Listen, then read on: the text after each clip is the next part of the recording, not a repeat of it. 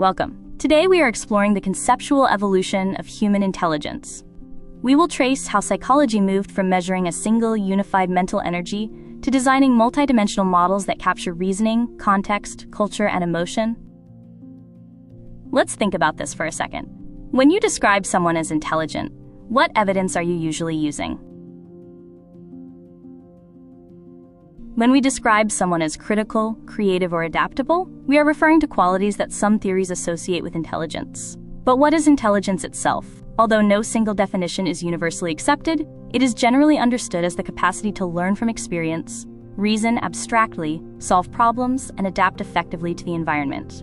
Intelligence should also be distinguished from academic achievement or specific learned skills. Different theories emphasize different aspects of this capacity. Psychometric theories focus on patterns of performance across cognitive tests, while functional theories examine how people use intelligence in real-life situations. Over the last century, our understanding of intelligence has expanded significantly. This timeline represents a major paradigm shift, moving from rigid, test-based psychometric factors to broader contextual and multifaceted systems of human competence. Theories of intelligence have evolved considerably over time. In 1904, Charles Spearman proposed that intelligence consists of a general ability, known as G, together with specific abilities. In 1941, Raymond Cattell distinguished between fluid intelligence, used to solve new problems, and crystallized intelligence, based on acquired knowledge. Howard Gardner later introduced multiple intelligences in 1983. In 1985, Robert Sternberg proposed analytical, creative, and practical intelligence, or known as triarchic theory of intelligence. By 1990, Salovey and Mayer expanded the discussion through emotional intelligence, emphasizing the ability to perceive, understand, and manage emotions. To explain it further, let us begin with Spearman, whose theory established one of the earliest foundations for the scientific study of intelligence. He proposed that performance on any mental task reflects two components: a general intelligence factor, or G, shared across cognitive activities, and a specific factor, or S, linked to the demands of the particular task. Spearman's G remains a strong predictor of academic performance and some occupational outcomes. However, the theory mainly describes statistical relationships rather than explaining the neural processes underlying intelligence.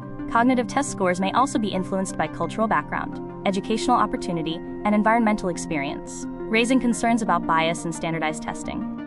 40 years after Spearman's theory, Raymond Cattell refined the study of intelligence by distinguishing between two related forms: fluid intelligence and crystallized intelligence. Fluid intelligence, or GF, refers to the ability to solve new problems, detect patterns, and reason in unfamiliar situations.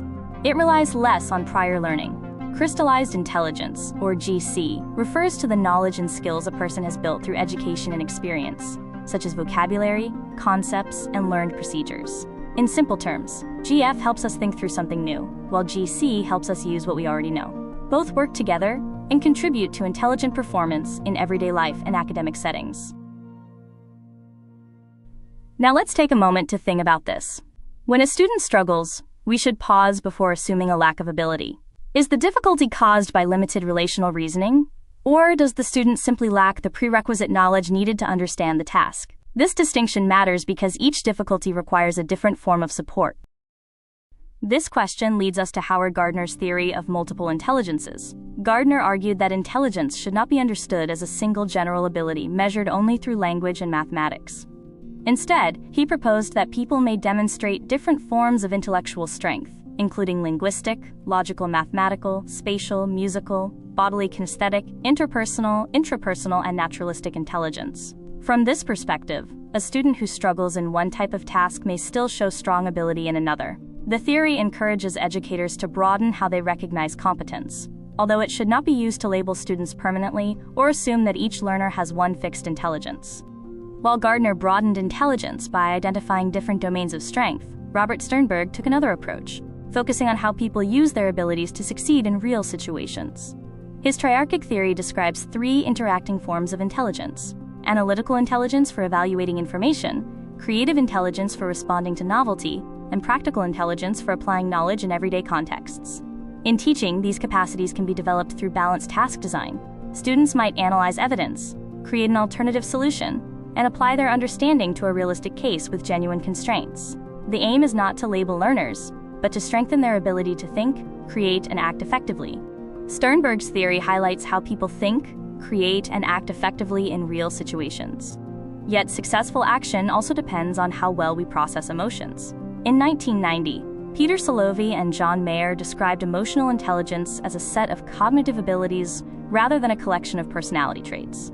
Their model includes 4 branches: perceiving emotions accurately, using emotions to support thinking, understanding emotional meanings and changes, and managing emotions effectively in oneself and others.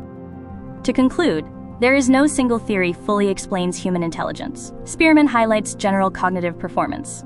Cattell distinguishes reasoning from acquired knowledge. Gardner broadens the domains in which competence may appear. Sternberg emphasizes adaptation and real-world problem-solving. And Salovey and Mayer show how emotional information supports thinking and action. Together, these theories offer complementary lenses rather than a final answer. Their value depends on how responsibly we use them. Intelligence profiles should guide support, task design, and assessment, not become fixed labels or biological limits. A thoughtful, plural approach allows educators to recognize differences while maintaining high expectations for every learner.